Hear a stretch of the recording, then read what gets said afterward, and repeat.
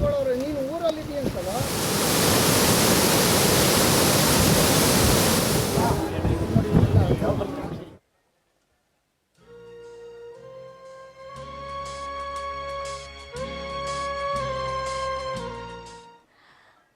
ಹಾಗೆ ಜಲಸಂಪನ್ಮೂಲ ಇಲಾಖೆಯ ಸಚಿವರು, ಬೆಂಗಳೂರು ನಗರಾಭಿವೃದ್ಧಿ ಸಚಿವರು, ಹಾಗೆ ಕರ್ನಾಟಕ ಸರ್ಕಾರದ ಸನ್ಮಾನ್ಯ ಉಪಮುಖ್ಯಮಂತ್ರಿಗಳಾದ ಶ್ರೀ ಡಿ.ಕೆ. ಶಿವಕುಮಾರ್ ಅವರ ಆಗಮನವಾಗಿದೆ.